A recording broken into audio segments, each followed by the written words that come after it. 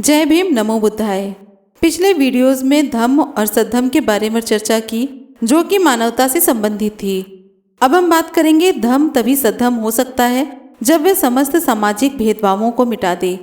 धम्म तभी सद्धम्म हो सकता है जब वे आदमी और आदमी के बीच की दीवार को गिरा दे। जात पात व ऊंच नीच की मानसिकता समाज विरोधी है। एक आदर्श समाज क्या है? ब्राह्मणों के अनुसार वेदों ने आदर्श समाज की परिभाषा की है और वेद गलती की संभावना से परे हैं। अतः उनके द्वारा परिभाषित समाज ही आदर्श समाज है जिसे आदमी स्वीकार कर सकता है। वेदों के द्वारा निर्धारित आदर्श समाज को चातुर्वर्ण्य के नाम से जाना जाता है। वेदों के अनुसार इस प्रकार के समाज द्वारा 3 बातों की पूर्ति की जानी चाहिए। इसमें 4 वर्ग होने चाहिए: ब्राह्मण, क्षत्रिय, वैश्य तथा शूद्र। इन वर्गों का आपसी संबंध क्रमिक असमानता के सिद्धांत पर आश्रित होना चाहिए। दूसरे शब्दों में ये सभी वर्ग एक दूसरे के समान नहीं होने चाहिए, बल्कि प्रतिष्ठा, अधिकार और सुविधाओं की दृष्टि से उन्हें एक दूसरे के ऊपर नीचे होने चाहिए। सबसे ऊपर ब्राह्मणों को रखा गया, क्षत्रियों को ब्राह्मण के नीचे किंतु वैश्यों से ऊपर रखा गया, वैश्यों को क्षत्रिय से नीचे किंतु शूद्रों से ऊपर रखा गया और शूद्र को सबसे नीचे रखा गया। चातुर्वर्ण्य की तीसरी विशेषता यह है कि प्रत्येक वर्ग अपने लिए निश्चित पेशे में लगा रहे। ब्राह्मण का पेशा है पढ़ना, पढ़ाना और धार्मिक संस्कार करना। क्षत्रिय का पेशा है शस्त्र धारण करना और लड़ना।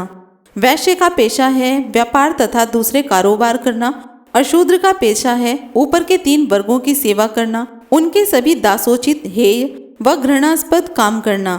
कोई एक वर्ग दूसरे वर्ग के पेशों में अतिक्रमण नहीं कर सकता, वह उनके पेशे की सीमा में पैर नहीं रख सकता। इस आदर्श समाज के सिद्धांत को ब्राह्मणों ने उचित ठहराया और लोगों में इसका प्रचार किया। यह स्पष्ट ही है कि इस चातुर्वर्ण्य के सिद्धांत का प्राण ही असमानता है। यह सामाजिक असमानता किसी ऐतिहासिक विकास का परिणाम नहीं है। असमानता ब्राह्मणवाद का शास्त्र सम्मत सिद्धांत है। भगवान बुद्ध ने इसका जड़ मूल से विरोध किया। भगवान बुद्ध जातिवाद के बहुत कट्टर विरोधी थे और समानता के सबसे बड़े समर्थक थे। जातिवाद और असमानता के समर्थन में दिया गया कोई भी ऐसा तर्क नहीं है जिसका उन्होंने खंडन न किया हो। ऐसे अनेक ब्राह्मण थे जिन्होंने इस विषय में बुद्ध को चुनौती दी, लेकिन तथागत ने उन्हें हराकर एकदम मौन कर दिया। अश्वलायन सुत्त में एक कथा इस प्रकार कही गई कि एक बार सभी ब्राह्मणों ने अपनों में से एक अश्वलायन नाम के ब्राह्मण को राजी करके भगवान बुद्ध के पास भेजा कि वह जाकर जातिवाद और असमानता के विरुद्ध व्यक्त किए गए बुद्ध के विचारों का खंडन करे। अश्वलायन तब भगवान बुद्ध के पास गया और उसने ब्राह्मणों की श्रेष्ठता का पक्ष भगवान बुद्ध के सामने रखा।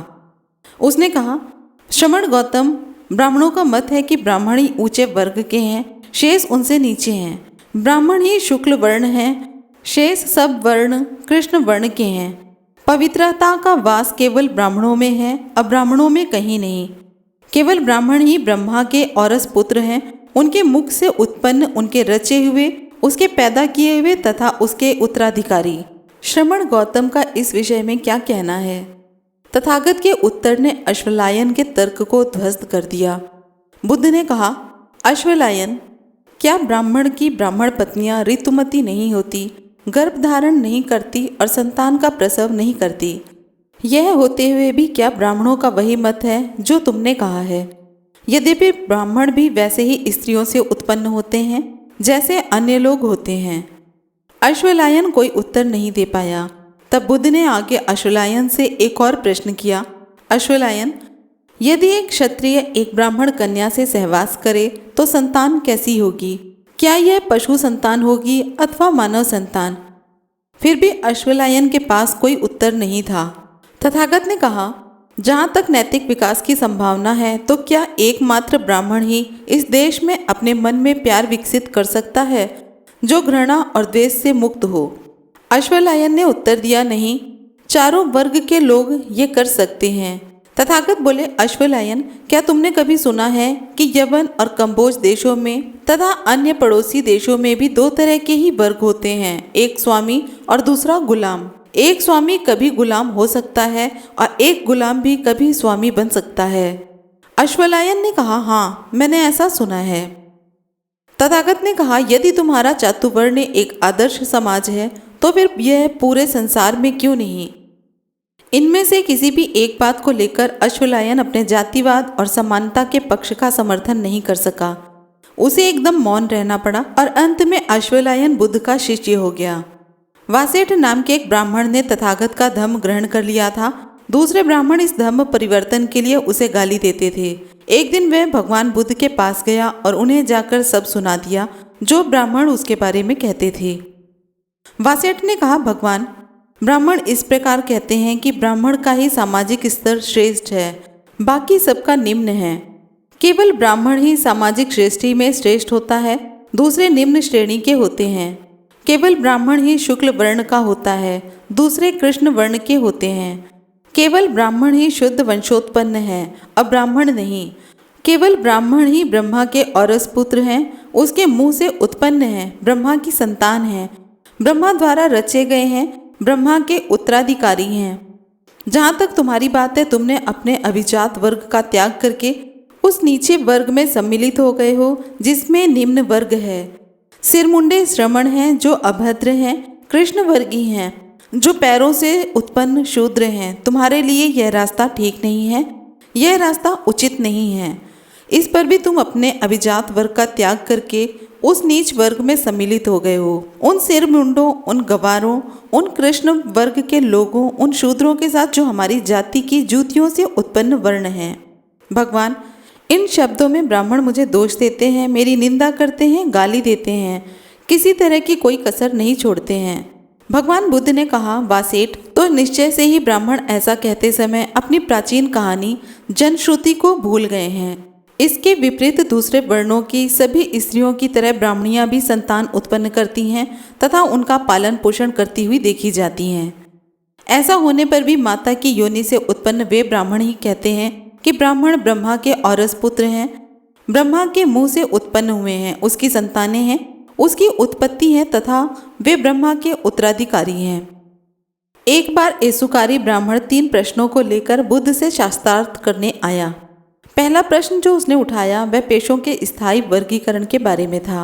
वर्गीकरण के पक्ष में बोलते हुए उसने कहा, मैं आपसे एक प्रश्न पूछने आया हूँ।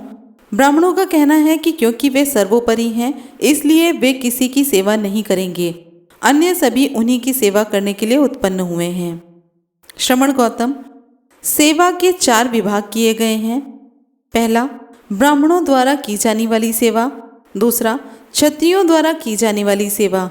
तीसरा, वैश्यों द्वारा की जाने वाली सेवा तथा चौथा, शूद्रों द्वारा की जाने वाली सेवा। किंतु एक शूद्र की तो कोई दूसरा शूद्र ही सेवा कर सकता है, दूसरा कौन शूद्र की सेवा करेगा? श्रमण गौतम, आपका इसके बारे में क्या मत है?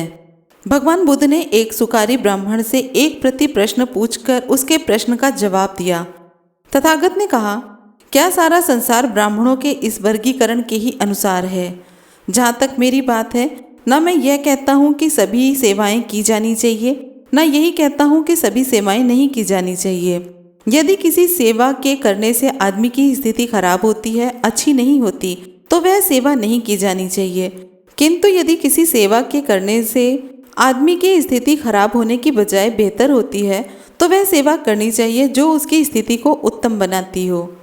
यही एक कसौटी है जिस पर क्षत्रियों, ब्राह्मणों, वैश्यों, शूद्रों की सेवा के बारे में समान रूप से निर्णय किया जाना चाहिए। हर व्यक्ति को ऐसी सेवा करने से इनकार करना चाहिए जो उसकी स्थिति को खराब बनाती हो, किंतु हर व्यक्ति को ऐसी सेवा करनी चाहिए जो उसकी स्थिति को उत्तम बनाती हो। दूसरा प्रश्न एसुकारी ब्राह्मण ने उठाया, आदमी के स्तर को निश्चित करने के लिए उसकी वंश परंपरा का विचार क्यों नहीं किया जाना चाहिए? इस प्रश्न का तथागत ने इस प्रकार उत्तर दिया, जहाँ तक वंश परंपरा के गौरव की बात है, एक आदमी जिस वंश में जन्म ग्रहण करता है उससे उसका नामकरण मात्र होता है कि वह क्षत्रिय है अथवा ब्राह्मण है अथवा वैश्य है अथवा शूद्र है। जैसे जिस प्रकार के ईंधन से आग उत्पन्न होती है उसी से उसका नामकरण हो जाता है। यह लकड़ी की आग है, यह चैली की आग है, यह लकड़ी की गांठ की आग है अथवा यह गोबर की आग है। इसी प्रकार आदमी के लिए सद्धम ही उसका वास्तविक धन है। जन्म तो केवल आदमी के चारों वर्णों में से किसी न किसी जाति को निर्धारित करता है। न वंश परंपरा से, न अच्छी शक्ल होने अथवा धनी होने से कोई आदमी अच्छा या बुरा होता है।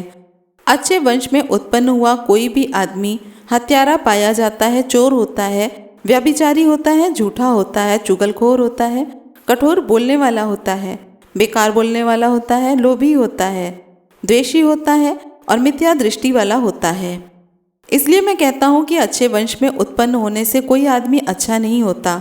अच्छे वंश में उत्पन्न आदमी इन बुराइयों से भी मुक्त हो सकता है। इसलिए मैं यह कहता हूँ कि वंश परंपरा आदमी को बुरा नहीं बनाती है। एसुकारी ब्राह्मण ने जो तीसरा प्रश्न उठाया वह वर्ग के पेशे अथवा जीविका के साधन के संबंध में था।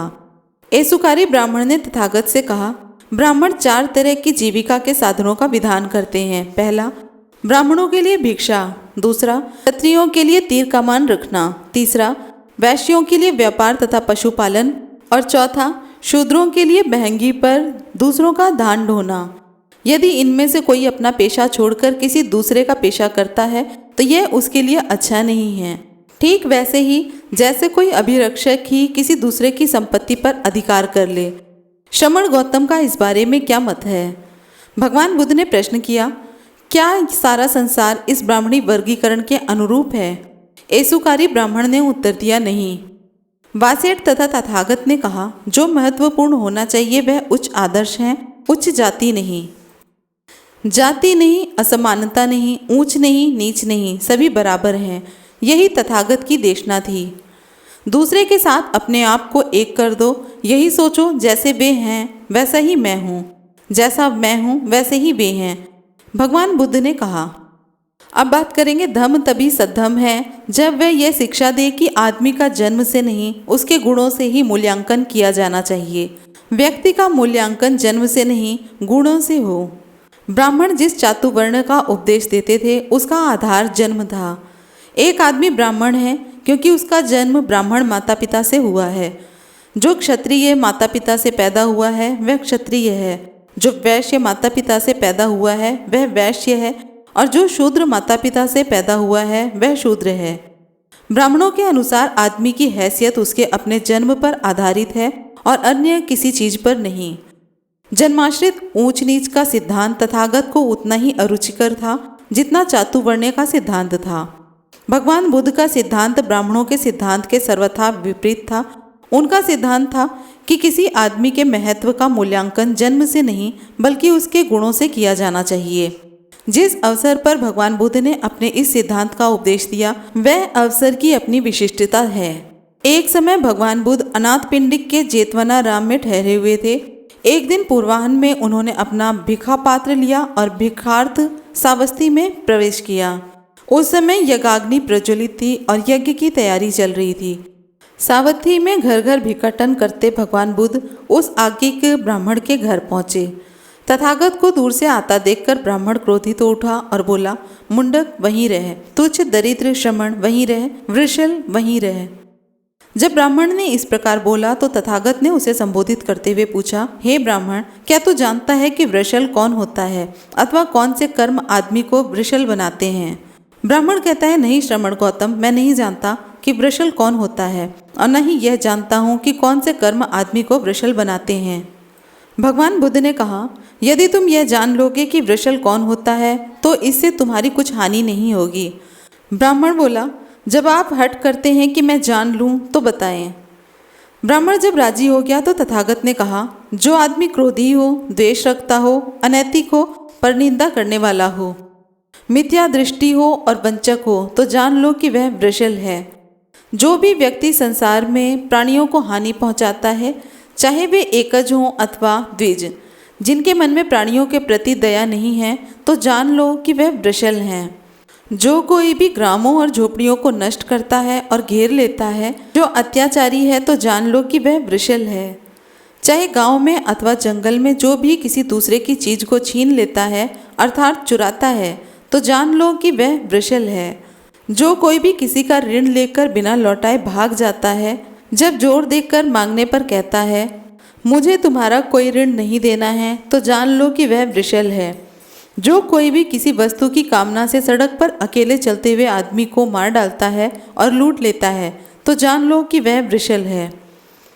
जो कोई भी अपने हित में अथवा किसी दूसरे के हित में अथवा धन के लिए गवाही देने के लिए कहने पर झूठी गवाही देता है तो जान लो कि वह वृषल है। जो कोई जबरदस्ती या सहमति से अपने मित्रों या संबंधियों की पत्नियों के साथ अनाचार करता है तो जान लो वह वृषल है। जो कोई भी धनवान होने पर भी यौवनावस्था को पीछे छोड़ चुके वृद्ध माता पिता का पालन पोषण नहीं करता तो जान लो वह वृषल है।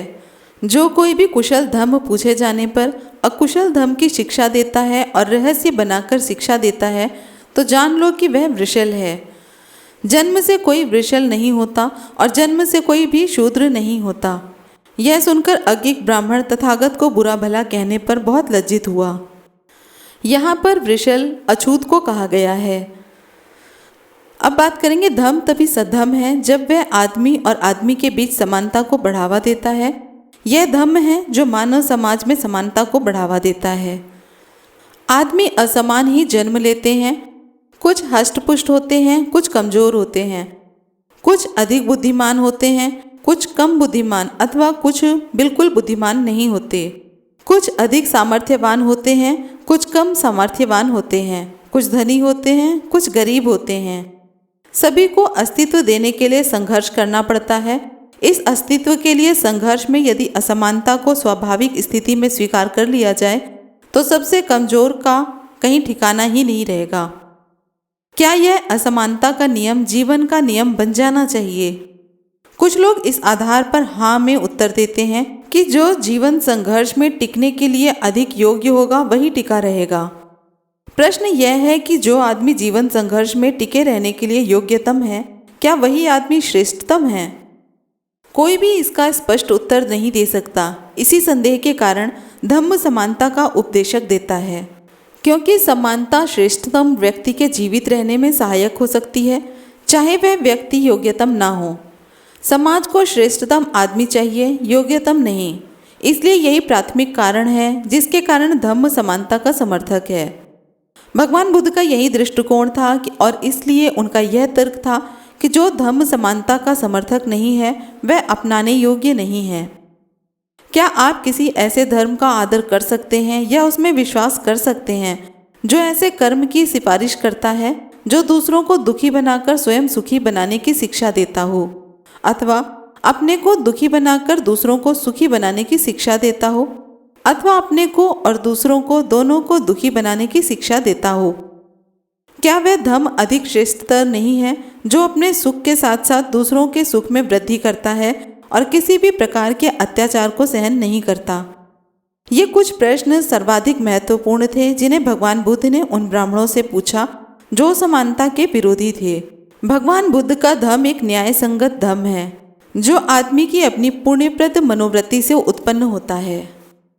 आज हमने बात की धम्म और सद्धम्म के बारे में।